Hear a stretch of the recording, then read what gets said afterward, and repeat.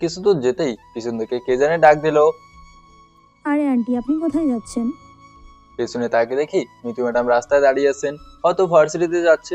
আম্মু মিতু ম্যাডামকে দেখে বলল, এই তো মা, আজকে একটু ঘুরতে বের হয়েছি, তুমি চাইলে আমাদের সাথে যেতে পারো। আম্মুর কথা শুনে আমি বললাম, না আম্মু, উনি এখন আমাদের সাথে যেতে পারবে না, আমাদের একা একাই যেতে হবে। আর এখন তাড়াতাড়ি চলো, বেশি দেরি করে লাভ নেই। আন্টি, আমি যদি আপনাদের সাথে আসি তাহলে কি আপনার সমস্যা হবে? আম্মু বলল, মোটেও না। আর তাছাড়া আমি একা ফিল করছি, যদি তোমার সময় হয়তো যেতে পারো আমাদের সাথে। আন্টি চলেন, অনেক দিন হলো ঘোরা হয় না। আমি মিতু ম্যাডামকে বললাম, ম্যাডাম আপনি তো ভার্সিটি আছে, আর এখন আপনার গিয়ে ক্লাস নিতে হবে, অন্য একদিন আপনাকে নিয়ে বের হবনি, এখন চলে যান। কিন্তু আম্মু যেহেতু একবার বলে দিয়েছে, উনি কি আর সুযোগ ছাড়ে? এখন তো আমার আম্মুর উপর রাগ হচ্ছে, কেন উনি বললেন মিতুকে সাথে নিতে। ভাবছিলাম একটু মজা করে ঘুরবো, কিন্তু তাও আমার আম্মু এটা হতে দিল না। যাক, কি আর করার, আমি আমার মতোই চুপচাপ আছি। আম্মু আর মিতু মিলে অনেক কথা বলছে, মিতু ছিল বলে এত জায়গায় পারি নাই, এজন্য একটু তাড়াতাড়ি বাসার দিকে রওনা দিলাম। বাসার কাছাকাছি আসতেই শুনি ভাইয়ের ভিতর চিৎকার করে বলছে, বাবা আপনি দরজা খুলেন, অনেকক্ষণ হলো দরজা বন্ধ করে আছেন, প্লিজ বাবা আপনি দরজা খুলেন না। ভাইয়ার কথা শুনে আমি দৌড়ে বাসার ভেতরে চলে গেলাম। গিয়ে দেখি ভাইয়া বাবার দরজার সামনে জোরে জোরে ধাক্কা দিচ্ছেন। আমাকে দেখে ভাইয়া বলল, দেখ তো অনেকক্ষণ হলো বাবা দরজা খুলছে না, এমনকি কথাও বলছে না। ভাইয়ার কথা শুনে আমি দরজা ভেঙে ভিতরে ঢুকে দেখলাম, কিন্তু ভিতরে ঢুকেই আমি ধপ করে মাটিতে পড়ে গেলাম। মুহূর্তের ভেতরেই বাড়িতে কান্নার রোল পড়ে গেল।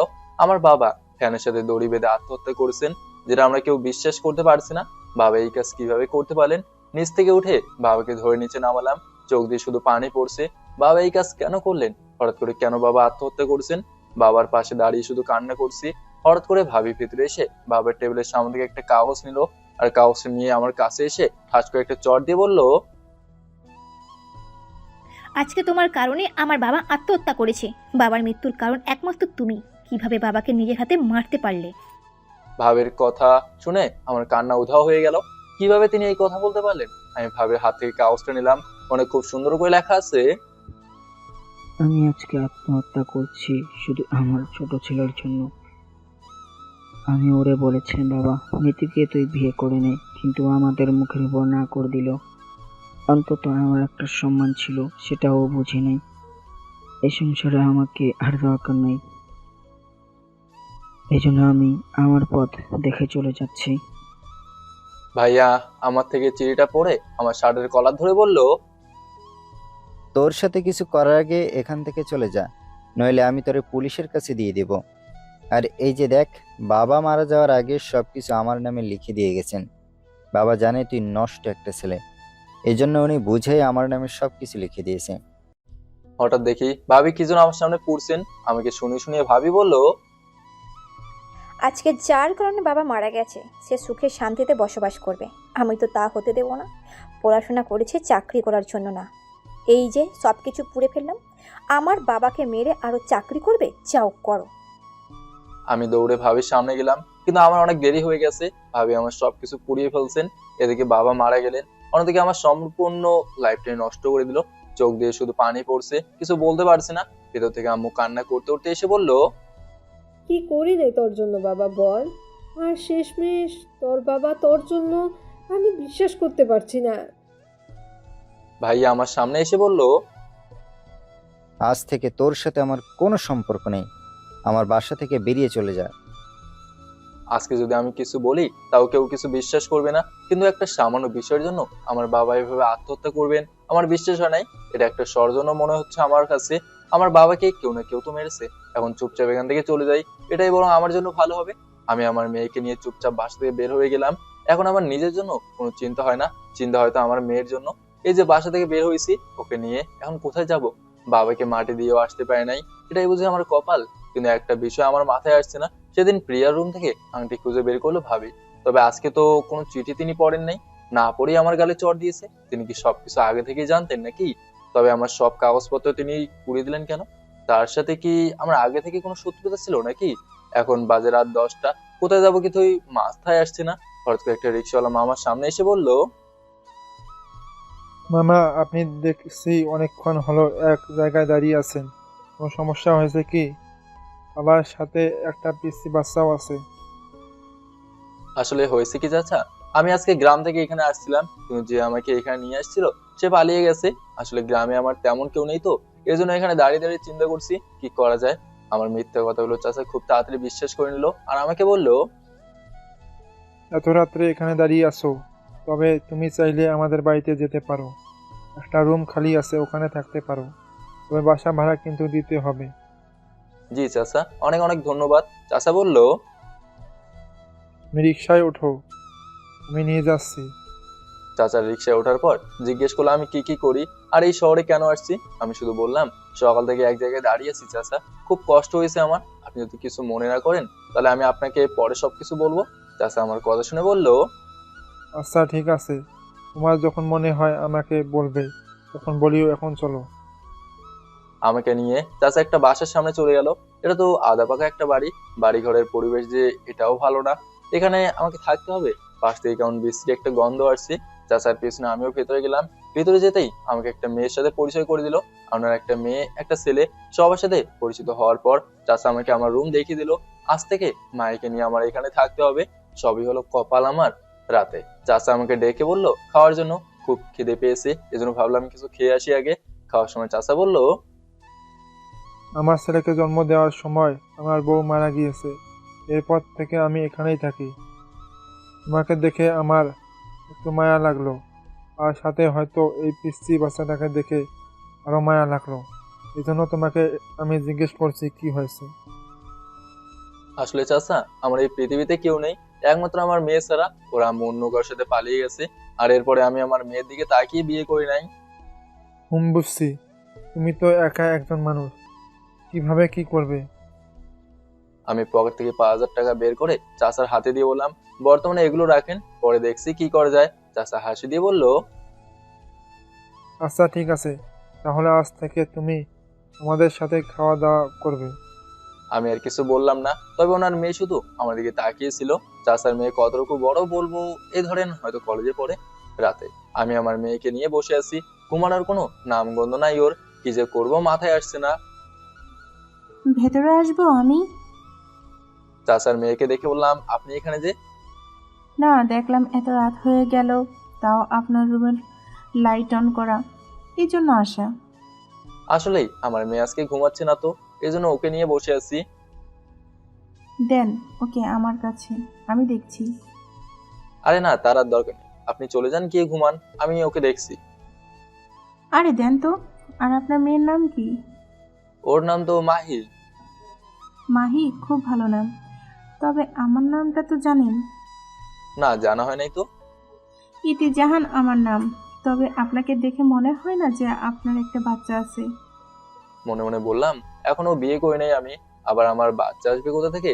আমি আস্তে করে বললাম একটা কথা বললে কিছু বলবেন না তো? না, বলেন, সমস্যা নেই। আপনি যে এত রাতে এখানে আসছেন, আপনার বাবা দেখলে তো। বাবাই আমাকে এখানে বলছে আসার জন্য। আর এসব বাদ দেন, আমাদের মতো মেয়েদের জীবনের কোনো দাম নেই, সবাই আমাদের সস্তা মনে করে। বুঝলাম না আপনি কি বললেন। এত বুঝতে হবে না, নেন, আপনার মেয়ে ঘুমিয়ে গেছে। আমার মেয়েকে রেখে ইতি চলে যাওয়ার আগে বলল, জানেন, আমি আমার ঘরের ভেতরেই নিরাপদ না। অনেক আগের কথা তো যখন। ইতি, মা ইতি। ইতি ওর বাবার ডাক শুনে বলল, আপনি থাকেন, আমাকে এখন যেতে হবে, অন্য একদিন বলবো। এই কথা বলে ইতি চলে গেল। গরিব ঘরের মানুষ সত্যিই খুব ভালো হয়, ওরা খুব সহজেই আমাদের সবকিছু বিশ্বাস করে নেয়, কিন্তু আমরা ওদের পিছনে ছুরি মারি। যাক, এসব কথা বলে লাভ নেই। অনেক রাত হয়েছে, ঘুমিয়ে পড়ি। সকালে ঘুম ভাঙলো চাচার সাথে। ঘুম থেকে উঠে ফ্রেশ হয়ে চাচাকে বললাম, চাচা আপনি কি কাজ করেন নাকি শুধু রিক্সা চালান? আমার কথা শুনে চাচা বলল, দিনে যা কাজ পাই তাই করি, মাঝে মাঝে রিক্সা চালাই, মানে যা কাজ পাই তাই করি। গরিবের আবার জীবন আছে নাকি? আমার তো এখন কোনো দাম নেই, একটা কোম্পানিতে ইন্টারভিউ দেব, সেটাও এখন দিতে পারবো না। আমার সব কাগজপত্র ভাবে পুড়িয়ে দিয়েছেন। তবে দেখি চাচাকে বলে কিছু যদি করতে পারি। আমি চাচাকে বললাম আজ থেকে আমি আপনার সাথে কাজ করতে চাই, আমাকে রাখবেন আপনার সাথে? তুমি এসব কাজ করতে পারবে বাবা? অবশ্যই পারবো চাচা, আপনি পারলে আমি পারবো না কেন? আর ইতি শোন, আমাকে শুধু একটু হেল্প করবে? এই ফোনটা এখন থেকে তোমার। আমার এটার কোনো দরকার নেই, শুধু আমার মেয়েকে একটু দেখে রাখবে। এতে ওর হাতে ফোনটা নিয়ে বলল, বাবা, কত দামি ফোন! এটা আপনার হাতে কিভাবে আসলো? আমি শুধু বললাম এটা আমার বউয়ের ফোন ছিল। ইতি আর কিছু না বলে ভিতরে চলে গেল। চাচা বাসা থেকে বের হওয়ার আগে বলে গেল, ঠিক আছে, কালকে তুমি আমার সাথে কাজ করবে। চাচা চলে যাওয়ার পর মাইকে ইতির কাছে দিয়ে বাসা থেকে বের হলাম। ফোন গেছে তাতে আমার কিছু হয় নাই, কাজ তো হয়েছে নাকি। আগে হয়তো শান্তির জীবন পার করেছি, এবার গরিবের জীবন পার করব। এখন আমার কাছে কোনো কিছু নাই, একদম সবকিছু হারিয়ে ফেলছি। শূন্য জীবন থেকে সবকিছু শুরু করব আবার। এটাই তো চাইতো প্রিয়া সবসময়। এখন প্রিয়ার দেওয়া জীবন পার করব আমি। সরাসরি থানায় চলে গেলাম। থানায় গিয়ে আমার আপুর নাম বলে জিজ্ঞেস করলাম আপুর ঠিকানাটা একটু দিতে। ওরা আমাকে আপুর ঠিকানা দিল, কিন্তু পুলিশরা আপুর নাম শুনে ভয় পেলো কেন কি জানি বাবা। ঠিকানা অনুযায়ী আপুর বাসার সামনে চলে গেলাম। গিয়ে দেখি একজন দারোয়ান একটা পিস্তল নিয়ে দাঁড়িয়ে আছে। আমাকে দেখে বলল, কি চাই এখানে? আমি আমার আপুর নাম বলে বললাম উনি আমার বড় বোন, আমার কথা একটু ওনার কাছে গিয়ে বলবেন। দারোয়ান উল্টা আমাকে ধমক দিয়ে বলল, এই পিস্তলে যতগুলো গুলি আছে সবগুলো তোর পেটের ভিতরে ঢুকিয়ে দিল। ওনার ভাই নাই, ম্যাডামের তো এই পৃথিবীতে কেউ নেই, উনি শুধু একা। আর আমি জানি তুই বাহিরের কোনো লোক, এজন্য আমি কিছু বলার আগে তুই এখান থেকে চলে যা, নইলে খুব খারাপ হবে, বলে দিলাম। এখানে যত কিছু বলি না কেন দারোয়ান আমাকে ভেতরে যেতে দেবে না, এজন্য গেটের বাইরে থেকে ফিরে গেলাম। টাকা থাকলে সবাই আপন, কিন্তু যখন পকেট শূন্য থাকে তখন সবাইকেই চেনা যায়, এটাই দুনিয়া। কিছুটা দূরে যেতেই দেখি মিতু ম্যাডাম আমাকে হাতে ইশারা করে ডাকছে, হয়তো আমার পিছু নিয়েছিল। আমি ওনার সামনে যেতেই বলল, আহারে অসহায় ছেলে, আজকে সব কিছু হারিয়ে কিভাবে রাস্তায় রাস্তায় ঘুরছে। আমাকে যদি বিয়ে করতে তাহলে আজকে তোর আর এই অবস্থা হতো না। কিন্তু আমার কথা তো শুনলি না। তবে এখন যদি হাজারবারেও বলিস তাও আমি তোরে বিয়ে করব না। এখন আমার অন্য কাউকে পছন্দ হয়ে গেছে। তোর উপর প্রতিশোধ নিতে চেয়েছিলাম, সেটাও নিয়েছি। এখন আমার আর কিছু লাগবে না। আরো কিছু কি বলবেন আপনি ম্যাডাম? না, কি আর বলবো, কিছু না। তবে তোরে দেখে আমার এখন মায়া লাগে। আরে অসহায় একটা ছেলে, চাইলেই চাকরি তো করতে পারবি না। আপনার কথা শেষ হলে আপনি এখন আপনার রাস্তায় যান, আমাকে আমার মতো যেতে দিন। আর সবচেয়ে বেশি খুশি হব আমাকে আর কখনো বিরক্ত করবেন না। আমার উপর তো প্রতিশোধ নেওয়া শেষ আপনার, এই জন্য এখন আমাকে আর বিরক্ত না করলে আমি খুব খুশি হব। এই কথা বলে আমি সামনে হাঁটতে লাগলাম। আর পিছন থেকে মিতু ম্যাডাম বলল, সব কিছু শেষ করে দিয়েছি, এরপরেও তোর ইগো কমে নাই।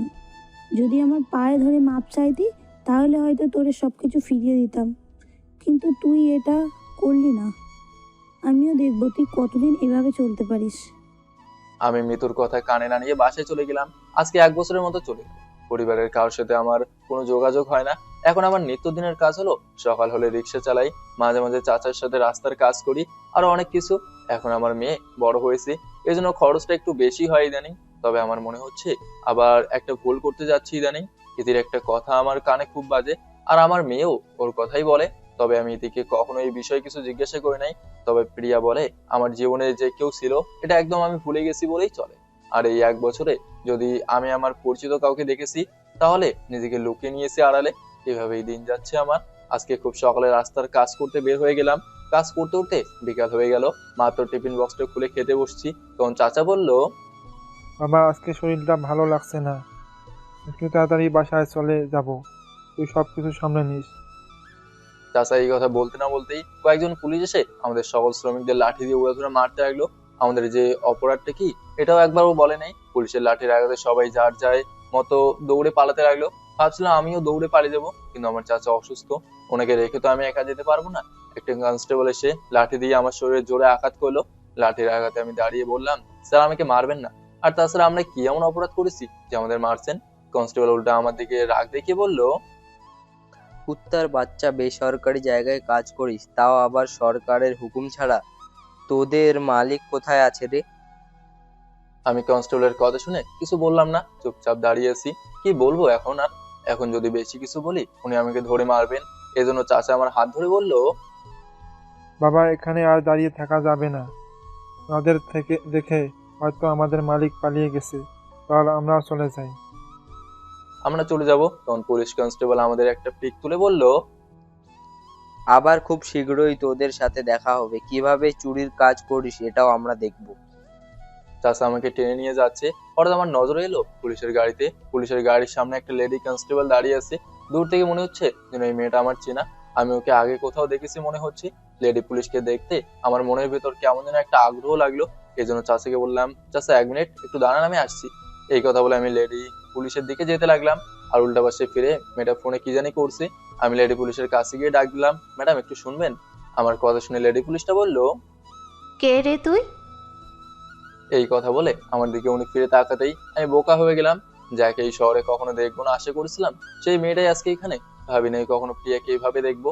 এক সময় আমাদের বাসার কাজের মেয়ে ছিল, আর এখন ও একজন লেডি পুলিশ। ও ঠিকই বলেছিল। ভাইয়া, আমাদের যদি কোনো একদিন দেখা হয় তখন যেন আমি প্রতিষ্ঠিত হয়ে আপনার সামনে আসতে পারি। আজকে ও পুলিশের চাকরি করছে, আর আমার শরীরে নোংরা পোশাক। আজকে ওকে দেখে আমার লজ্জা লাগছে। প্রিয়াকে দেখে আমি মাথা নিচু করে দিলাম। ভাবি নাই কখন আমি এই অবস্থায় ওর সামনে এসে দাঁড়াবো। আগে সেই কনস্টেবল এসে বলল, কিরে তুই এখানে কি করিস চাকরের বাচ্চা? তাড়াতাড়ি এখান থেকে যা। আর প্রিয়া ম্যাডাম আপনাকে ও কিছু কি বলেছে? কনস্টেবলের কথা শুনে প্রিয়া বলল, না। আর এই ছেলেটা কে? ওকে তো আমি চিনলাম না।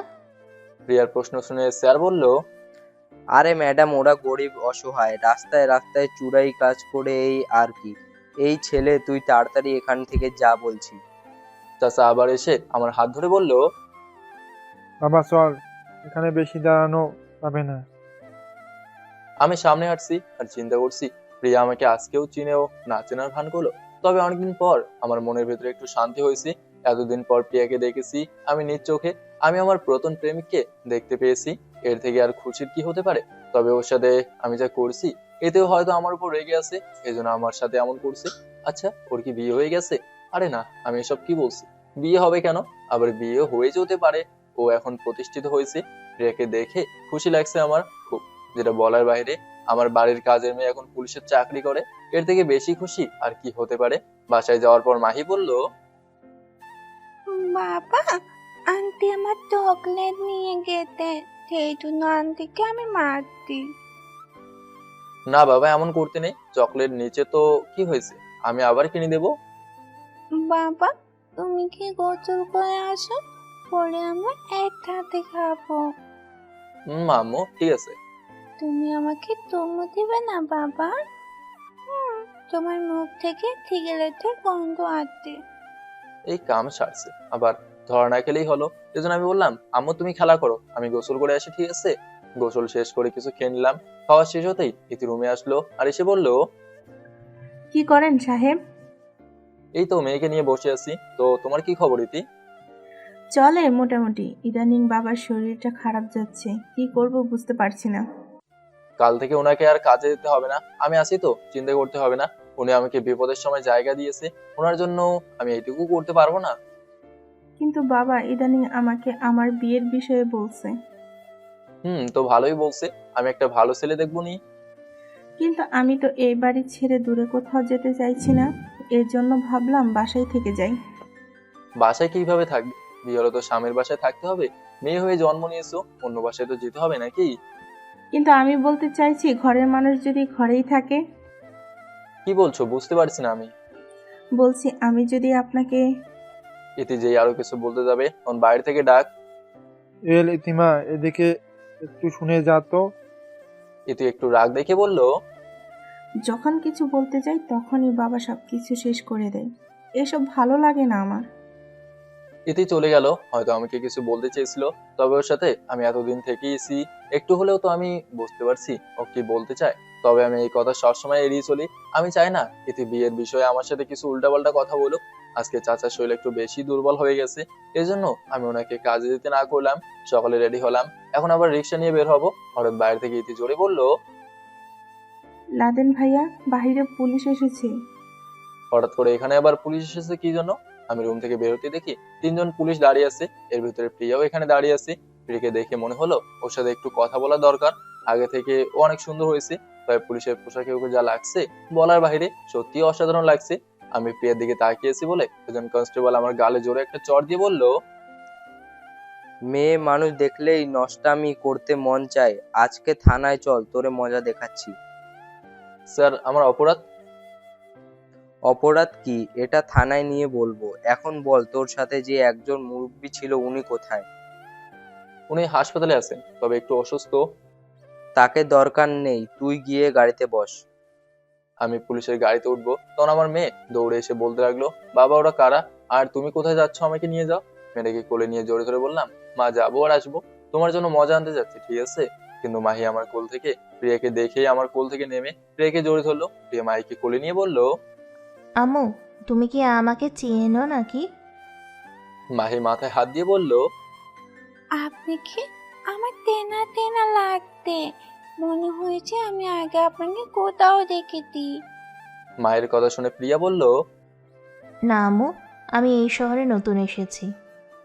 আমি মাহিকে ডাক দিয়ে বললাম, আম্মু তুমি এখন বাসায় যাও, আর হয়তো ওনাকে আগে তুমি দেখেছো, মানুষ তো সবাই পরিবর্তন হয় আম্মু, আমার সাথে না হয় মিথ্যা বলতে পারে, কিন্তু তুমি তো ছোট একটা মেয়ে, এই নাও টাকা, এখন ভিতরে যাও, আমি যাবো আর আসবো। এই কথা বলতেই মাহি ভিতরে চলে গেল। তবে প্রিয়ার চোখের কোণে জল এসে গেছে, আমি দেখতে পারছি। তাহলে কি আগের মতোই প্রিয়া মাহিকে ভালোবাসে? কি বলবো, কিছু বলতেও পারছি না। আমি পুলিশের জিপে উঠতেই প্রিয়া এসে আমার সামনে বসলো, আরেকজন কনস্টেবল ড্রাইভারের সাথে বসলো। আমি মাথা নিচু করে চুপচাপ বসে আছি। প্রিয়ার দিকে লজ্জায় আর ভয়ে তাকাতে পারছি না। ওর সাথে কথা বলার মতো ভাষা আমার কাছে নেই, কি বলবো ওকে আমি। হঠাৎ প্রিয়া ফোনটা বের করে কাকে জানি কল দিল, আর কল দিয়ে বলল, হ্যাঁ বাবু, আমি ডিউটিতে আছি। ডিউটি শেষ হলে আমি তোমাকে কল দিব, বুঝছো? আর আমাকে এত কল দিবে না, আমি বিজি আছি। তুমি বোঝো না কেন এটা? প্রিয়ার মুখ থেকে বাবু ডাকটা শুনে আমি বোকা হয়ে গেলাম। এটা কি প্রিয়ার হাজবেন্ড নাকি বয়ফ্রেন্ড, কোনটা হতে পারে? তার মানে প্রিয়া কি এখনো প্রেম করে? তোর আমি কি বোকা একটা ছেলে, আমার তো ফালতু ছেলের জন্য কেউ কি জীবন নষ্ট করবে? থানায় আসার পর আমাকে জেলের ভিতরে নিয়ে গেল। ওসি নাকি অর্ডার করলো আমাকে মেরে আমার মুখ থেকে মালিকের নাম বের করা, যার জন্য আমরা কাজ করি। কিন্তু আমি চাচার সাথে কাজ করতাম, চাচাই সবকিছু জানে। অবাক করা বিষয়, আমাকে লাঠিচার্জ করবে নাকি প্রিয়া, এই জন্য ও জেলের তালা খুলে ভিতরে আসছে, হাতে অবশ্য একটা লাঠি আছে। আমার সামনে এসে বলল, মালিকের নাম বলে দে, কিছু করব না। আমি প্রিয়ার দিকে তাকিয়ে বললাম, এক কাজ করেন ম্যাডাম, আমাকে মেরে ফেলেন। হাসি পাই খুব, জানেন যে এক সময় আমাকে ভাইয়া বলে ডাকতো, আজকে তাকে আবার ম্যাডাম বলতে হয়। ঘটনা শুধু উল্টা হয় না, এর সাথে সবকিছু উল্টা হয়ে গেছে। আজকে সবকিছু রেখেও এই গরিব ঘরে আমার জীবন যায়, এটাই হয়তো কপাল আমার।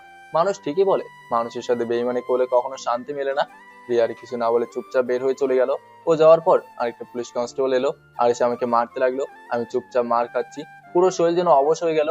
আমাকে মারতে মারতে কনস্টেবল হাঁপিয়ে গেল, আর উনি জেলের দরজা দিয়ে বের হয়ে ওসিকে বলল, স্যার, ও কিছু স্বীকার করছে না, কি করব ওকে? এটা বলতে একটা ছেলে থানার ভিতর পিস্তল নিয়ে দৌড়ে ঢুকলো, আর ঢুকেই বলল, আমার এলাকায় আমার অনুমতি না নিয়ে কে ঢুকেছিল, আমি এটা একটু জানতে চাই। আমি একটু ভালো করে লক্ষ্য করে দেখলাম এটা তো আমার দুলা ভাই। ভাবছিলাম ওনার সাথে আমি কখনো কথা বলবো না, কিন্তু এখান থেকে বের হতে হলে কথা বলতেই হবে, নইলে আমার মেয়ে খুব কান্না করবে। ও আমাকে একদিন না দেখলে কান্না করে করে অবস্থা খারাপ করে ফেলবে। এজন্য সবকিছু ভুলে আমি ডাক দিলাম, দুলা ভাই। দুলা ভাই আমার ডাক শুনে আমার দিকে তাকিয়ে অবাক হয়ে গেল। একজন কনস্টেবলকে চড় দিয়ে বলল, তোদের সাহস কিভাবে হয় আমার শালাকে এখানে আনার? ইস, মেরে কি অবস্থা করে ফেলছে, তাড়াতাড়ি ওকে বের করে দে, নইলে সবার অবস্থা খারাপ করে দিব। দুলা ভাইয়ের কথা শুনে আমাকে বের করে দিল। দুলা ভাই আমাকে ধরে বলল, তোমাকে এখানে নিয়ে আসছে কেন? তোমার বাবাকে আমি কল দিব কি? আমি শুধু বললাম, সবকিছু হারিয়ে এখন আমি শূন্য দুলা ভাই। আজকে আমার ঠিকানা বস্তির মাটিতে। হঠাৎ বাইরে থেকে আপু দৌড়ে এলো, এসে আমাকে জোরে ধরে কান্না করে দিল, আর কান্না করতে করতে বলল, ভাই, তোর এই অবস্থা কেন? কি হয়েছে তোর? ওরা এভাবে তোরে এখানে নিয়ে এসেছে কেন? আপুকে ছাড়িয়ে বললাম, তুই আমাকে ধরবি না, টাকা না থাকলে সবাই পর হয়ে যায়।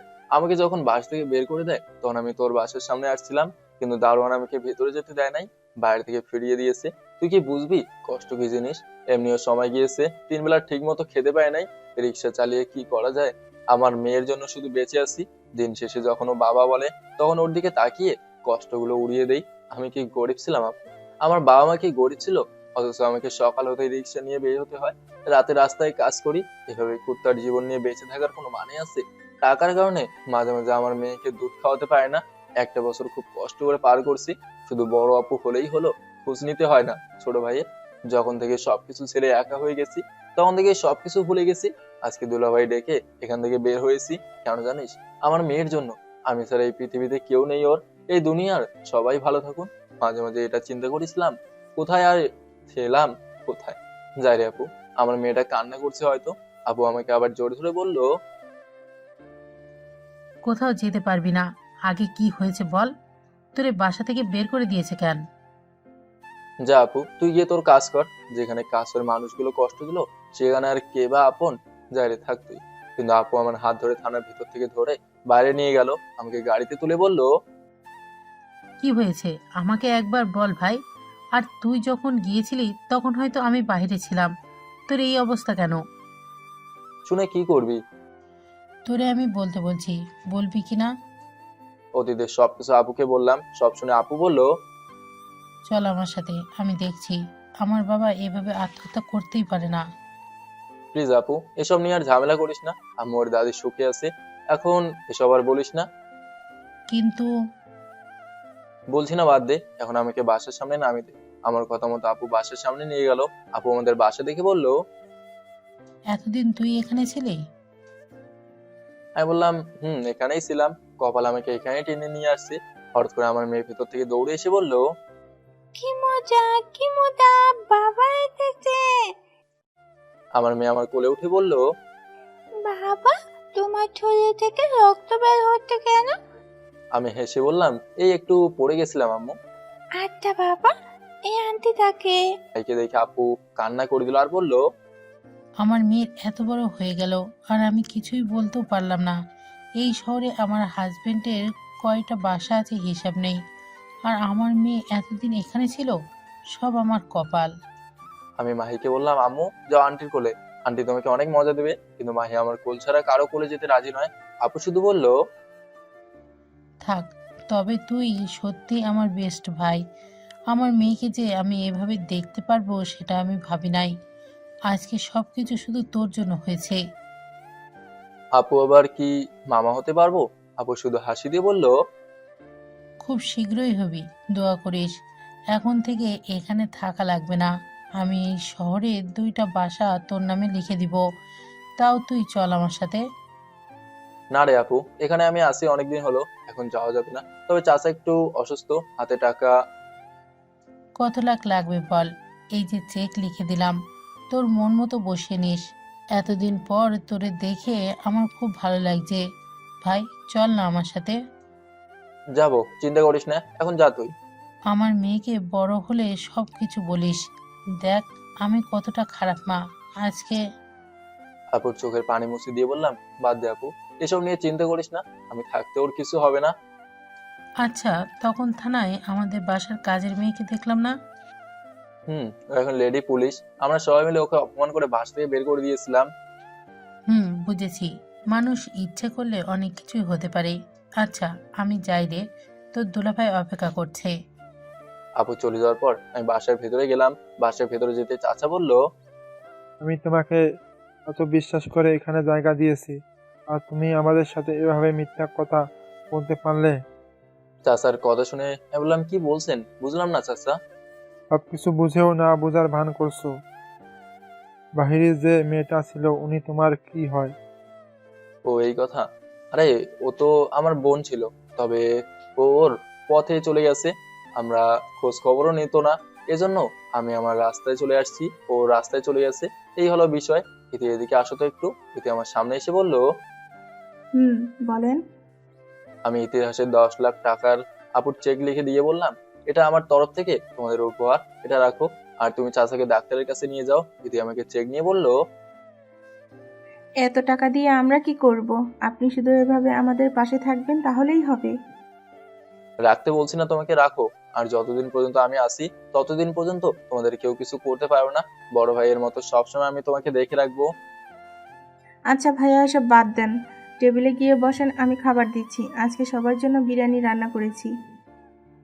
টেবিলে বসার পর আমার মেয়ে চেয়ারে উঠে আমার সামনে খাবার দিয়ে বলল, আজ থেকে আমি আমার বাবাকে খাবার বেড়ে দেব।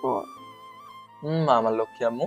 খাবার টেবিলে চাচা বলল, রাদেন, তোমাকে একটা কথা বলতে চাই। জি বলেন, কি বলবেন? তোমাকে তো আমরা চিনি, জানি না আমি কতদিন বাঁচবো, এজন্য আমি একটা সিদ্ধান্ত নিয়েছি। চাচার কথা শুনে আমার বুকের ভেতরে ধুকপুক করতে লাগলো। না জানি এখন উনি কি বলে, তবে আমি খুব ভালো করে জানি চাচা কি বলতে চাইছে। তবে আমার একটা কথা কি, আমি এই মনে প্রিয়াকে ছাড়া কাউকে জায়গা দিতে পারবো না। যাকে একবার মন থেকে ভালোবেসে ফেলছি তাকে কিভাবে ভুলে যাব? এতদিন হয়তো ওর কথা ভুলে গিয়েছিলাম, কিন্তু এখন ওকে দেখে আবারও আমার পুরাতন ভালোবাসার কথা মনে হয়ে গেল। আগের দিনগুলো কতই না সুন্দর ছিল। প্রিয়া যখন যা মন চাইতো তখন ও আমার রুম থেকে নিয়ে যেত, ও আমার উপর খুব অধিকার দেখাতো। কিন্তু ভাবি নাই কখনো একটা সামান্য ভুলের কারণে সবকিছু এভাবে ধ্বংস হয়ে যাবে। চাচা আমাকে আবার বলল, বাবা, আমি তোমাকে কি বলছি বুঝছো তো, নাকি আমাকে আবার বলতে হবে? জি বলেন চাচা। এই পৃথিবীতে আমি ছাড়া আমার মেয়ের আর কেউ নাই, এজন্য ভাবলাম ঘরের জিনিস ঘরে রেখে দেই।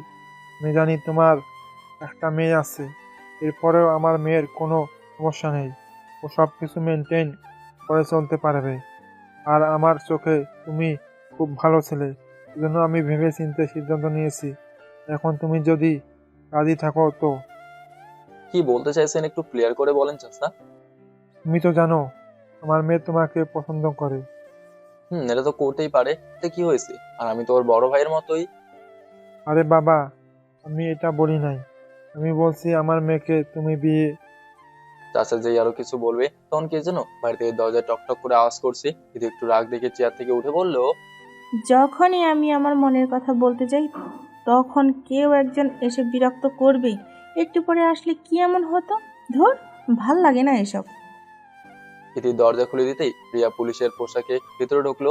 আর এখানে ও একাই এসেছে, কিন্তু এখনো এখানে আসবে কেন? নাকি আমাকে আবার কিছু বলতে চায়? তো আবার পুলিশের কাপড় চেঞ্জ করে নাই। আমার মনে হয় তো প্রিয়া ডিউটিতে আছে, হয়তো আমাকে আবার ধরে নিতে আসছে, কি জানি, বলতেও পারি না কিছু। তবে প্রিয়ার কপাল থেকে ছোট ছোট ঘামের ফোঁটা বেয়ে শরীরে পড়ছে, যেটা ওর সৌন্দর্য আরো বাড়িয়ে দিচ্ছে। তবে প্রিয়া আমার দিকে ফিরেও তাকায় নাই, সরাসরি আমার সামনে এসে মাইকে কোলে নিয়ে কান্না করে দিল। ওর কপালে মুখে চুমু দিতে লাগলো, কান্না করতে করতে বলছে, আম্মু আমাকে মাফ করে দাও। এতদিন আমি তোমার থেকে দূরে ছিলাম, তবে বিশ্বাস করো আম্মু, আমি তোমাকে ছেড়ে দূরে যেতে চাই নাই। তোমার বাবার পরিবারের সবাই মিলে আমাকে জোর করে বাসা থেকে বের করে দিয়েছে। আমি তোমাকে অনেক অনেক ভালোবাসি আম্মু। এতদিন তোমার থেকে দূরে ছিলাম, খুব কষ্ট লাগছে আমার। কিছুক্ষণ আগে যখন তোমাকে জড়িয়ে ধরি তখন আমার কলিজা ফেটে যাচ্ছিল। কি করব আম্মু, সবার সামনে কিছু বলতেও পারি নাই। মাফ করে দাও আমাকে। মাহি শুধু আমার দিকে তাকিয়েছে, ও কি বলবে বুঝতে পারছে না। আমি মাহিকে বললাম, মাহি, উনি তোমার আসল আম্মু। আমাকে তো প্রতিদিন বলতে আমার আম্মুর কাছে নিয়ে চলো, আর এখন তোমার আম্মু তোমাকে দেখতে চলে আসছে। এই কথা বলতেই মায়ের কি যে কান্না। এতদিন ও একা ছিল, ওকে দেখতে আসে নাই কেন, আরো কত কিছু বলছে মাহি। আমি শুধু দাঁড়িয়ে দাঁড়িয়ে দেখছি মা মেয়ের কাহিনী। তবে আমার কষ্ট লাগলো এক জায়গায়, প্রিয়া চোখ তুলে আমার দিকে একবার তাকেও দেখে নাই। প্রিয়া মাহিকে নিচে নামিয়ে যখন চলে যাবে তখন মাহি বলল, আম্মু, তুমি আবার কবে আসবে? প্রিয়া মাহির মাথায় হাত দিয়ে বলল, যখন আমি কল দেব তখন তুমি থানায় চলে যাবে, নইলে তোমার এই আম্মু এসে তোমাকে নিয়ে যাবে। এখন আমাকে যেতে হবে আম্মু, আমি যাই। প্রিয়ার কথা শুনে মাহি বলল, কিন্তু তুমি তো আমার আম্মু, তুমি তো এখান থেকে আমাদের সাথে থাকবে। মাহির কথা শুনে প্রিয়া শুধু বলল, আম্মু, সবাই তো চাইলে সব কিছু পায় না, আমার হয়তো কপাল খারাপ আম্মু, এখন আসি। আমার কলিজাটা ফেটে যাচ্ছে। প্রিয়া মুখ তুলে আমার দিকে একবারও তাকায় নাই। একবার আমাকে তো জিজ্ঞেস করতে পারতো, ভাইয়া আপনি কেমন আছেন? ভাইয়া বলার দরকার ছিল না, একবার তো এটা জিজ্ঞেস করতে পারতো, আপনি কেমন আছেন? ও আমার মুখের দিকে একবারও ফিরে তাকায় নাই। এখন হয়তো ওর টাকা হয়েছে, নতুন নতুন জানবাবু হয়েছে, এখন আর আমাকে দরকার কি? মানুষ চিনতে তো আমি ভুল করি, কিন্তু মানুষ ঠিকই দিন শেষে আমাকে ধোকা দেয়। না চাইতেও চোখ দিয়ে পানি পড়ছে। প্রিয়াকে দেখার পর থেকে ওর সাথে কথা বলতে আমার খুব ইচ্ছে করে। একবার ওকে জিজ্ঞাসা করতে ইচ্ছে করছিল আমাকে ছেড়েও এখন কেমন আছে, কিন্তু আফসোস, ও আমার মুখের দিকে একবারও ফিরে তাকিয়ে দেখলো না। আমার মেয়ে আমার পায়ের কাছে এসে বলল, বাবা, তুমি কান্না করছো? আম্মু চলে গেছে দেখে কান্না করছো? চিন্তা করো না বাবা, আমি আমার আম্মুকে ফিরিয়ে নিয়ে আসবো। আমি চোখের পানি মুছে আমার মেয়েকে কোলে নিয়ে বললাম, এমনি কান্না করছি আম্মু, এখন বলো তুমি খুশি তো? বাবা, আমি অনেক অনেক খুশি। আমি আমার আম্মুকে আবার ফিরে পেয়েছি, কিন্তু আমি তোমাকেও চাই, আবার আমার আম্মুকেও চাই। তোমার আম্মু এসে প্রতিদিন তোমাকে দেখে যাবে, এখন উনি বড় চাকরি করে, বুঝছো? চাচা পাশ থেকে বলল। এটাই কি তোমার পুরাতন বউ? আমি বললাম, চাচা, মাহির আম্মু উনি। কিন্তু তুমি তো বলছিলে তোমার বউ পালিয়ে অন্য কারো সাথে চলে গেল। এখন তো দেখিও পুলিশের চাকরি করে। আমি এতটাও জানি না চাচা, আমি অনুমান করে নিয়েছিলাম যে হয়তো ও যেহেতু পালিয়ে চলে গেছে এজন্য কারোর সাথেই গিয়েছে, কিন্তু কে জানতো ও এখন পুলিশের চাকরি করে। মনে মনে বললাম, একটা মিথ্যা কথা চাপা দেওয়ার জন্য কতগুলো মিথ্যে কথা বলতে হচ্ছে আমাকে। কেন যে চাচাকে আমি মিথ্যে কথা বলতে গেলাম? আমার কথা শুনে চাচা বলল, ও বুঝেছি। তবে ইতির মুখটা কালো হয়ে গেল। আমি সবকিছু বুঝতে পারছি কার মনের ভিতরে কি আছে। তবে আমি সবকিছু এড়িয়ে চলি, কারণ আমি অন্য কাউকে বিয়ে করতে পারবো না। আমি প্রিয়াকে হারিয়ে প্রমিস করছিলাম যে যদি প্রিয়াকে বিয়ে করতে না পারি তাহলে আমি অন্য কাউকে বিয়ে করবো না। এভাবে আমি আমার মেয়ের দিকে তাকিয়ে সারাটা জীবন কাটিয়ে দেবো। কিন্তু কে জানতো ও আবার আমাদের থানায় পুলিশ হয়ে ফিরে আসবে। তবে ওর সাথে কথা বলাটা এখন বড় কঠিন মনে হচ্ছে। প্রিয়া তো আমার মুখের দিকে ফিরে তাকায় না, আবার কথা কি বলবে কি। আমি এবার চাচাকে বললাম, চাচা আপনি কি যেন বলতে চেয়েছিলেন, এখন বলেন। চাচা মুখ কালো করে বলল, না বাবা, তেমন কিছু বলতে চাই নাই। এমনিই ভাবলাম আমার মেয়ের জন্য ভালো একটা ছেলে দেখার দরকার। আমার বয়স হয়ে যাচ্ছে, আর কতদিন বাঁচি ঠিক নাই। আমি খুব ভালো করেই বুঝতে পারছি চাচার কথা ঘুরিয়ে নিয়েছে। হয়তো কিছুক্ষণ আগে চাচা প্রিয়াকে দেখে মনে করছে ও যদি আবার আমার জীবনে ফিরে আসতে চায়, তবে চাচা যদি একটু সুযোগ পেত তাহলে বলেই দিত যে তুমি আমার মেয়েকে বিয়ে করে নাও। আর আমি যদি পরে ওনার মুখের উপর না করে দিতাম তখন হয়তো তিনি কষ্ট পেতেন। এজন্য আমি এই বিষয়টা সবসময় এড়িয়ে চলতাম। তবে যাক, শেষে ভালোই হয়েছে আমি মনে করি। বিকালে রিক্সা নিয়ে বের হবো, তখন চাচা পিছন থেকে বলল, বাবা, এত পরিশ্রম করতে হবে? তুমি তো আমাদের অনেক টাকা দিয়েছো। আমি হাসি দিয়ে বললাম, এগুলো শুধু আপনার জন্য চাচা, আমার জন্য না। আমাকে আমার কাজ করেই খেতে হবে। তবে আপনি চিন্তা করবেন, আজ থেকে আপনার কোনো কাজ করতে হবে না, আমি আছি। এই কথা বলে আমি রিক্সা নিয়ে বের হলাম।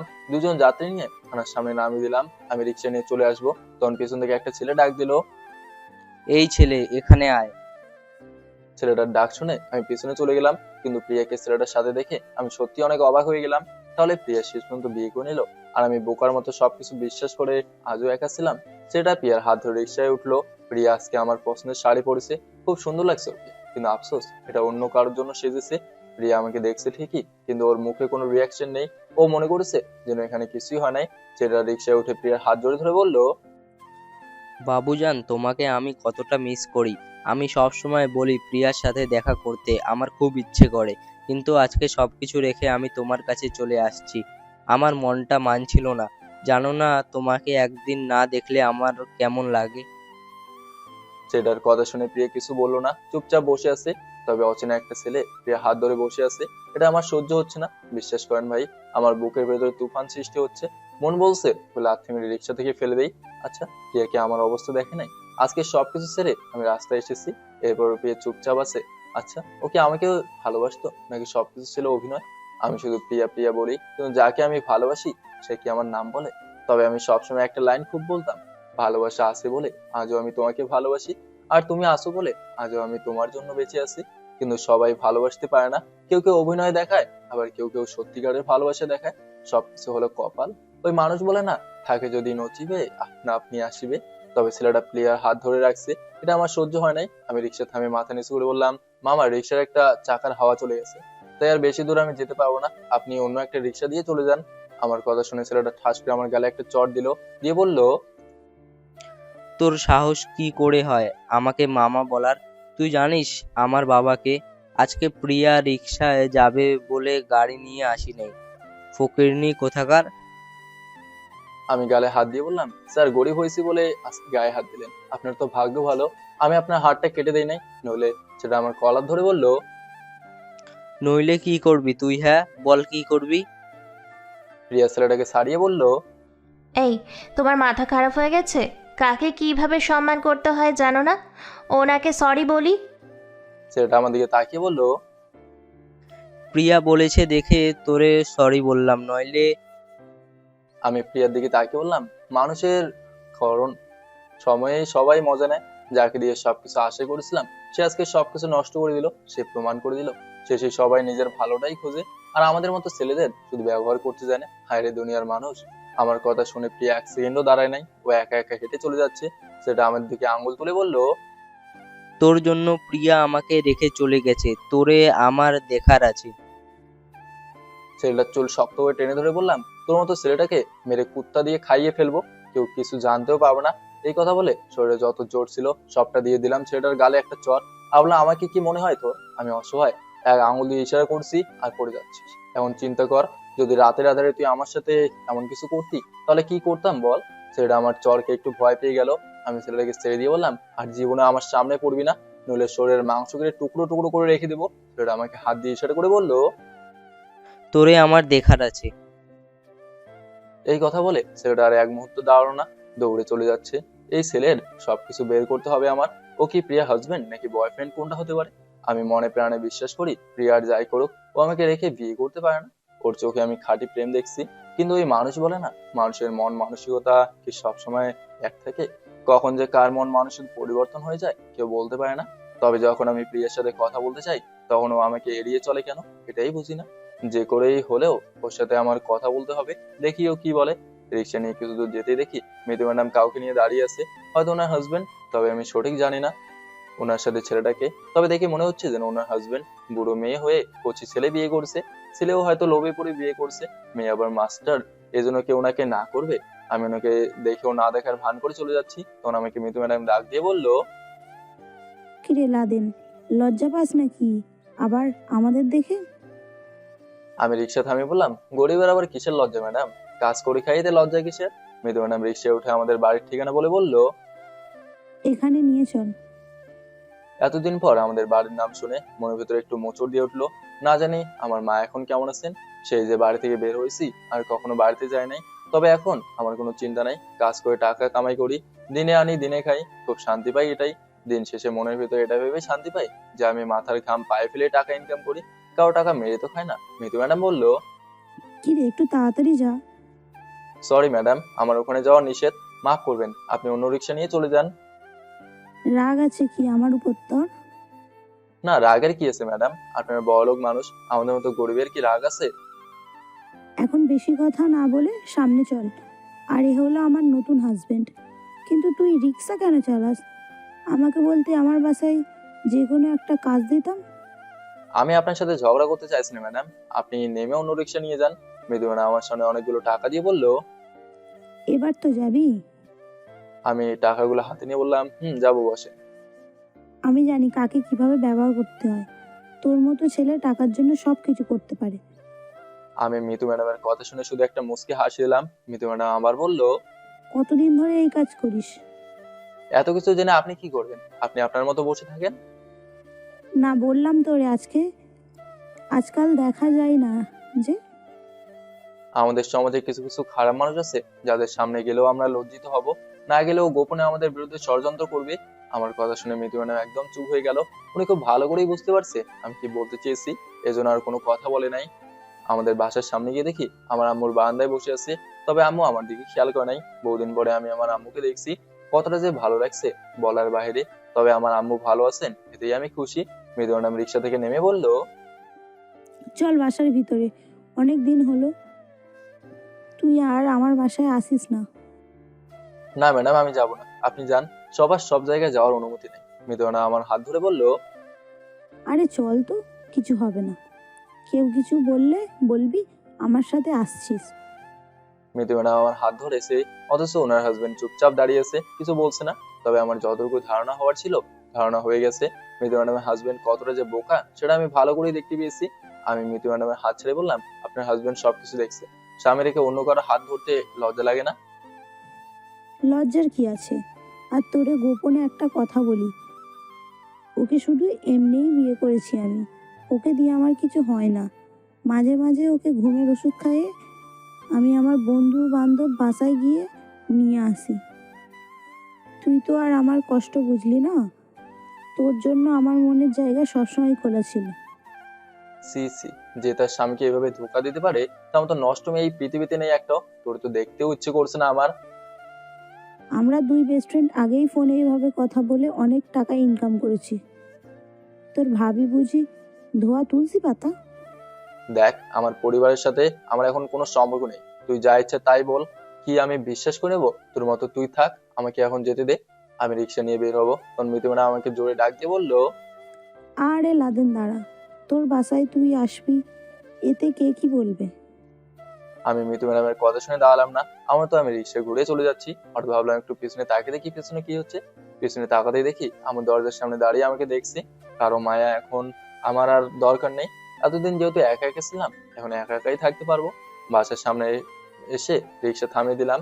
হঠাৎ আমার নজর গেল পিছনের সিটে একটা ফোন পড়ে আছে। এটা মনে হয় মিতু ম্যাডামের হবে, হয়তো নিতে মনে ছিল না। থাক, পরে আমি দিয়ে দেবো। ফোনটা নিয়ে আমি বাসার ভিতরে চলে গেলাম। বাসার ভিতরে যেতেই আমার মেয়ে দৌড়ে আমার কোলে উঠে বললো, বাবা, আম্মু এসেছে। আমাকে অনেকগুলো মজা দিয়ে গেছে। মাহি, আমি কি বলি শোনো। বলো বাবা। এতদিন যে তোমার আম্মু ছিল না, তখন আমি তোমাকে সবকিছু দিয়েছি না? এখন কি আম্মু ছাড়া তুমি থাকতে পারবে না? এখন তুমি বড় হয়েছো, সবকিছু বোঝো। আর তোমার আম্মু এখন সরকারি চাকরি করে, তার অনেক দাম বুঝেছো। তোমার যা কিছু লাগে আমি কিনে দেবো, অচেনা কারো কাছ থেকে কিছু নেবে না। সে তোমার আম্মু হোক আর যাই হোক। পাশ থেকে ইতি বললো, আপনি ওকে কিছু বলবেন না, ও এত কিছু বোঝে না, পিচ্চি মেয়ে একটা। ওকে কেন ওর আম্মুর থেকে আলাদা করবেন? ইতির কথা শুনে আমি বললাম, আমার বিষয় শুধু আমি জানি ইতি, তুমি কি জানো? তবে এখন আমার কাউকে দরকার নেই, আমার মেয়ের জন্য আমি আছি। মাইকে নিচে নামিয়ে গোসল করতে চলে গেলাম। গোসল করে বের হতেই মিতু ম্যাডামের ফোনের উপর নজর গেল। ধীরে ধীরে ফোনটা আমি হাতে নিলাম। আমি জানি অন্য কারো পার্সোনাল জিনিস আমার দেখার অধিকার নেই, এরপরেও মন বলছে ফোনটা একটু দেখি, ফোনের ভিতরে কি আছে। ফোনে কোনো লক দেওয়া নাই, হয়তো পার্সোনাল কিছু নাই দেখে ফোন কোনো লক নাই। আমি ফোনের সব জায়গায় খুঁজলাম কিন্তু কিছু পেলাম না। শুধু মিতু ম্যাডামের কয়েকটা পিক আছে আর দূরে কল রেকর্ড আছে। তবে ফোনের রেকর্ড গুলো শুনতে খুব ইচ্ছে করছিল আমার, এজন্য রেকর্ড গুলো বের করে শুনতে লাগলাম। প্রথম রেকর্ডে মিতু বলছে, শুন, কাজের মেয়েকে যেভাবে অপমান করে বের করার দরকার সেইভাবেই অপমান করে বের করে দিবি। ইদানিং আমি দেখছি লাদেন কাজের মেয়ের সাথে একটু বেশিই কথা বলে।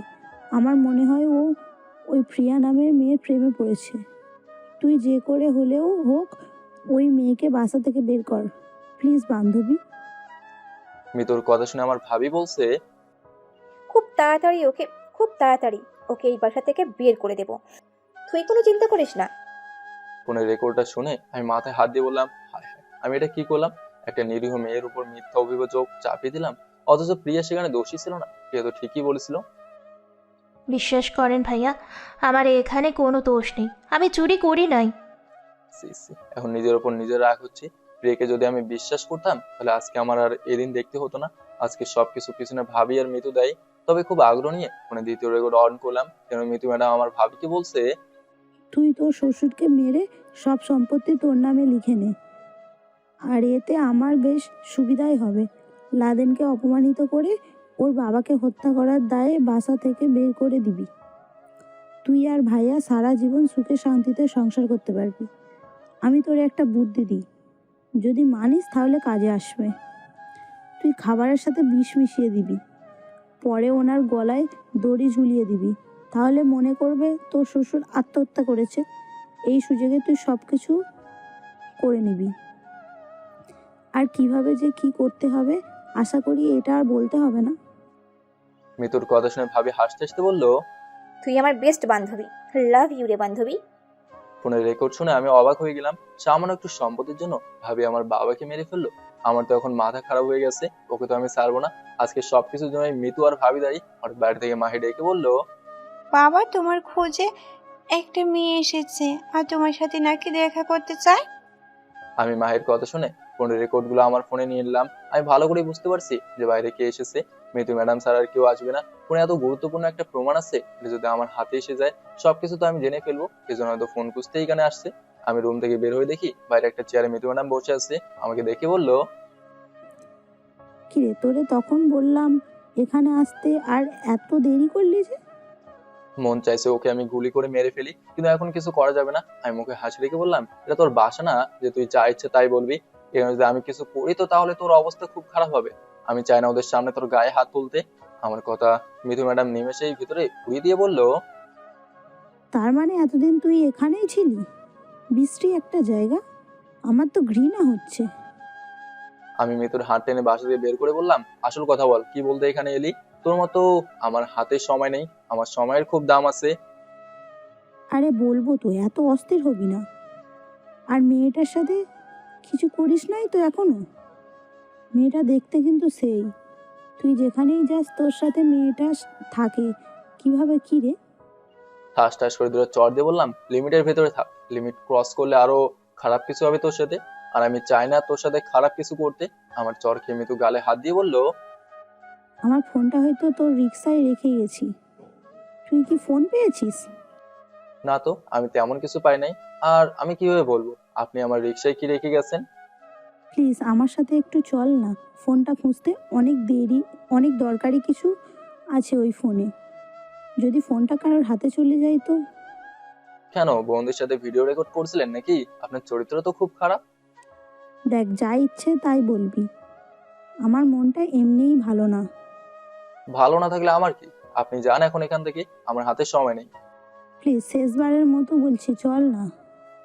কি আর করবো, খুব করে বলছে যেতে তো হবেই, না গেলে আমাকে আবার সন্দেহ করবে। মৃত্যুর সাথে কিছু দূর গিয়ে ওর ফোনটা নিয়ে রাস্তার পাশে ফেলে দিলাম। ওর ফোন দিয়ে এখন আমার কোনো দরকার নেই, যা কিছু প্রমাণের দরকার ছিল সব নিয়ে নিয়েছি।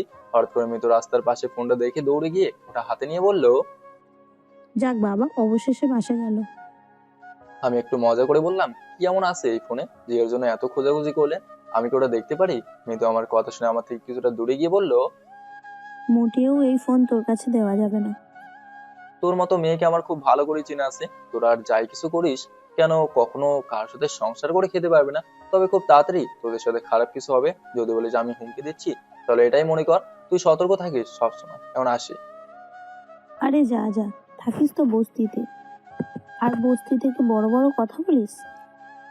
আমি মিতুর কথা কানে না নিয়ে সামনে হেঁটে যেতে লাগলাম। হঠাৎ দেখি বাস স্ট্যান্ডের সামনে প্রিয়া দাঁড়িয়ে আছে, হয়তো বাসের জন্য অপেক্ষা করছি। ভাবলাম ভুল তো আমি করছি, তাই ভুলগুলো একটু স্বীকার করে আসি, কিছুটা হলেও ভালো লাগবে। আর ওর মতো থাকুক, আমি আর ওকে কখনো বিরক্ত করবো না।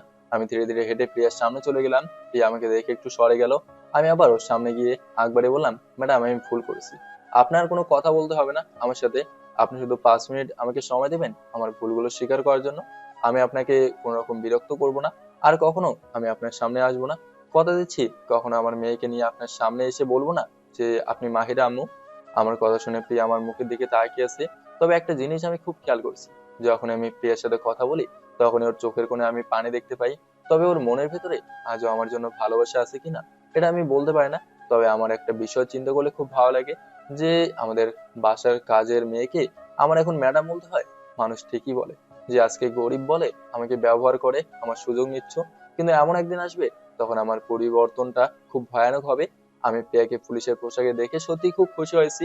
আমি প্রিয়াকে আবার বললাম, প্লিজ 5 মিনিট আপনার কোনো কথা বলতে হবে না, আমি বলবো আর আপনি শুধু শুনবেন। আমার কথা শুনে প্রিয়া একটু সাইড হয়ে গেল। আমি আমার ফোনটা বের করে মিতু ম্যাডামের থেকে নেওয়া রেকর্ডিংটা বের করে প্রিয়ার হাতে ফোনটা দিয়ে বললাম, একটু শোনেন। আমার কথা মতো প্রিয়া খুব মনোযোগ দিয়ে রেকর্ডটা শুনলো। রেকর্ড শেষ হতেই আমি ওর হাত থেকে ফোনটা নিয়ে বললাম, দোষ ছিল আমার, আমি কেন আপনাকে বিশ্বাস করতে পারি নাই? ওই মানুষ কথায় বলে না, কাউকে কষ্ট দিয়ে মানুষ সুখে থাকতে পারে না। দেখছেন, আপনার অভিশাপ আমার গায়ে লাগছে, আমাকে বাস থেকে বের করে দিয়েছে। আর এখন আমার জায়গা হলো বস্তির মাটিতে। চিন্তা করি না, ভাগ্যে যা ছিল তাই হয়েছে। তবে একটা পুরাতন কথা আমার খুব মনে পড়ে জানেন, আমাদের বাসার কাজের মেয়েটা ছিল, ওকে আমি খুব ভালোবাসতাম। হয়তো কখনো বলা হয় না ওকে এই কথা। ও সবসময় বলতো, ভাইয়া বলে দেন না সমস্যা কি, কিন্তু আমি লজ্জায় বলতাম না। তবে ওকে একবার বলতে শুনেছিলাম যে এখন তো আর ভালোবাসি বলবেন না, যখন আমি থাকবো না তখন 1000বার বলেও আমাকে পাবেন না। দেখছেন, আজকে সবকিছু আমি হারিয়ে ফেলেছি, তবে এরপরও আমি আমার মেয়ের দিকে তাকিয়ে ভালো আছি। নতুন মানুষ পেয়েছেন, দোয়া করি আরো সুখী হন। তবে আমি তোমাকে বিশ্বাস না করে সেদিন তাড়িয়ে দিয়েছি, যদি সম্ভব হয় আমাকে মাফ করে দিও। আমার বলা 5 মিনিট শেষ, আমি আর কোনোদিন তোমার সামনে আসবো না। তবে তোমার সাথে একটু কথা বলতে খুব মন বলছিল, এজন্য এগিয়ে আসলাম। ভুল হলে মাফ করে দিও। আর আমার মেয়ের কাছে কখনো যাবে না, ওর যখন তোমার উপর মায়া জন্ম নেবে তখন আমি তোমাকে কোথায় থেকে এনে দেবো। ভালো থেকো, আর ছেলেটাকে নিয়ে সুখে সংসার করো, ভুলগুলো মাফ করে দিও। এই কথা বলে আমি পিছনের দিকে ফিরে হাঁটতে লাগলাম। চোখের পানি যে কিভাবে আটকে রাখছি তা শুধু আমিই জানি। হঠাৎ পেছন থেকে ভাইয়া বলে একটা শব্দ ভেসে আসলো। আমি মনে করলাম হয়তো প্রিয়া আমাকে ডাক দিয়েছে, এই জন্য পিছনে তাকালাম। কিন্তু আমার ধারণা ভুল, প্রিয়া আমাকে ডাক দেয় নাই, অন্য একটা মেয়ে কাকে জানি ভাইয়া বলে ডাক দিল। প্রিয়া ওই জায়গায় মাথা নিচু করে দাঁড়িয়ে আছে। আচ্ছা, আমি কি অনেক বড় ভুল করে ফেলছি যে ও আমার সাথে কথা বলে না, নাকি আমাদের মাঝখানে কোনো বাধা আছে? আমি আর এখানে একটু দাঁড়ায় নাই, সরাসরি বাসায় চলে এলাম। বাসায় গিয়ে ফেসবুকে ভিডিও দেখতে লাগলাম। হঠাৎ প্রিয়া আইডি আমার নজরে এলো। ওর প্রোফাইল পিক দেওয়া পুলিশের পোশাকে, কিন্তু ওর আইডির ভিতরে গিয়ে দেখি রিলেশনশিপ দেওয়া আছে। প্রিয়া যার সাথে এটা দিয়েছে আমি তাকে দেখতে তার আইডির ভিতরে ঢুকলাম। আরে হেলা, এটা তো সেই ছেলে যে প্রিয়ার হাত ধরে আমার রিক্সায় বসেছিল। আর ছেলেটা আইডি খোঁজাখুঁজি করে দেখলাম ওর বাবা মেয়র। এই জন্য ছেলেটা বলছিল আমাকে চিনিস তুই? তার মানে প্রিয়া এখনো বিয়ে করে নাই, প্রিয়া ওই ছেলেটার সাথে প্রেম করে।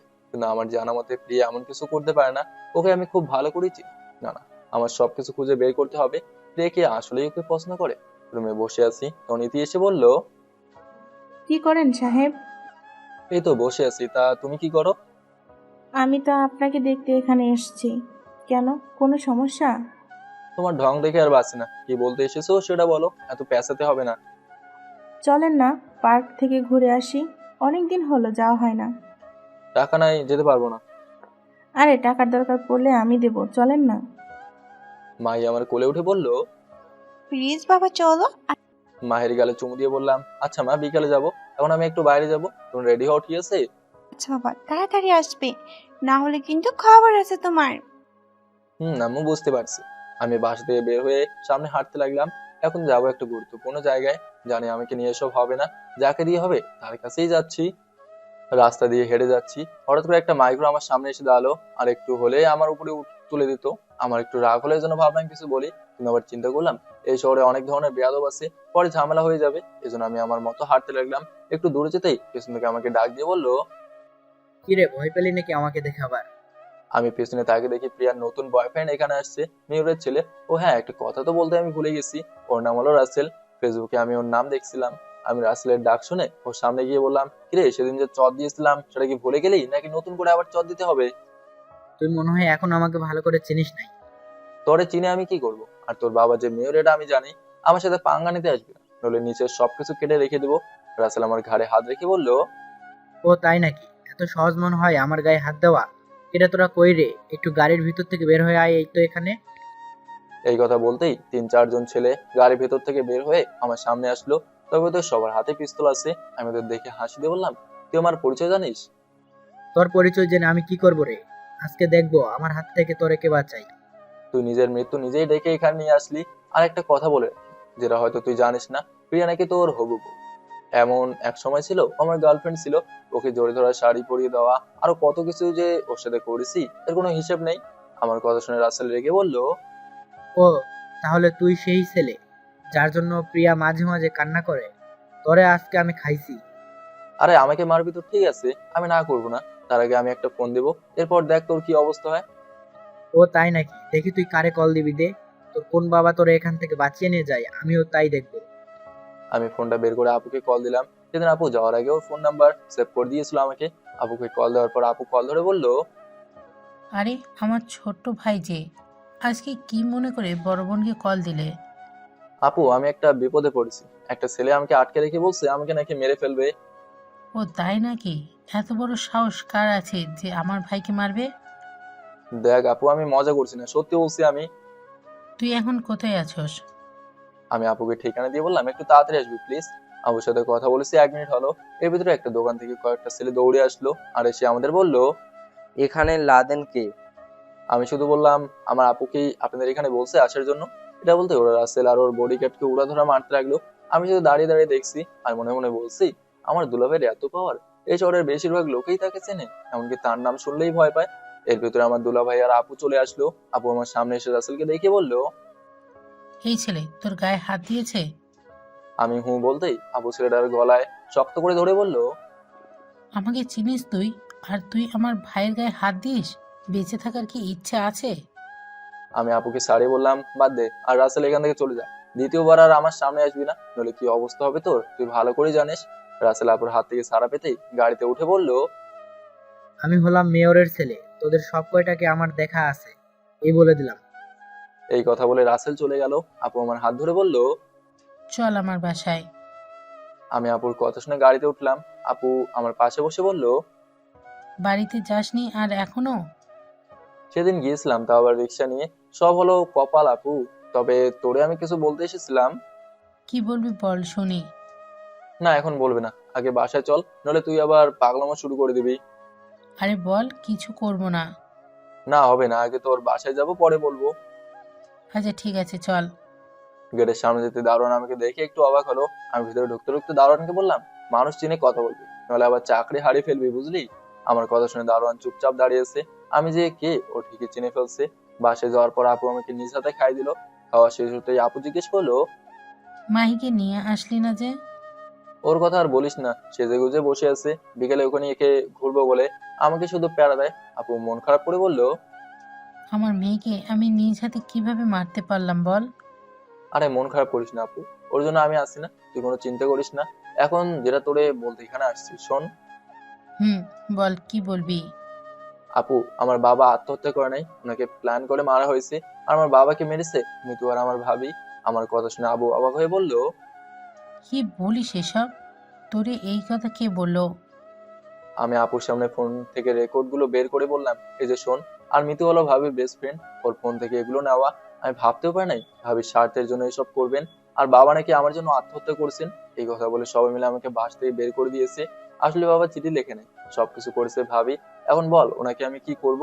আবু তো সবকিছু শুনে পিস্তল নিয়ে দাঁড়িয়ে গেল আর বলল, আজকে ওদের শেষ দিন, আমার বাবাকে হত্যা করেছে, আমি তো ছাড়বো না ওদের। আমি আপুকে জোরে ধরে বললাম, প্লিজ আপু মাথা ঠান্ডা কর, আমি কি বলি মনোযোগ দিয়ে আগে শোন, এত গরম মাথায় কাজ করা যাবে না।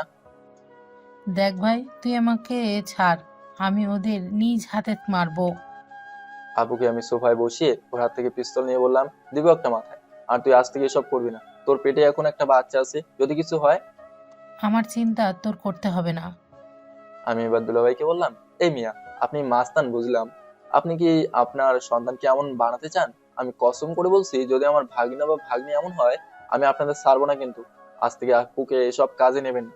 ওর যদি কিছু হয় তো, যদি হঠাৎ করে পেটের উপর কেউ আঘাত করে বা গুলি করে, তখন কি হবে? আমার কথা শুনে দুলাভাই বললো, আমি তোমার বোনকে না করি আমার সাথে যেতে, কিন্তু আমার পেছনে পেছনে চলে আসে, তো আমি কি করব বল? আমি আপুর কোলে মাথা দিয়ে শুয়ে বললাম, বাদ দিয়ে দে এসব, এখন সংসার কর মনোযোগ দিয়ে। আর কতদিন এসব করবি? আমার আপু আমার সামনে ছেলেদের কাপড় পরে আমার কি সব দেখে ভালো লাগে তুই বল? আপু আমার মাথায় হাত দিয়ে বলল, আচ্ছা, যা, তোর কথা আমি রাখবো, কিন্তু তার আগে আমার বাবাকে যারা মেরেছে তাদের আমি ছাড়বো না। বুঝে শুনে সবকিছু করতে হবে, এত অস্থির হবি না। এখন একটা কাজ কর, যদি বলি তো করতে পারবি।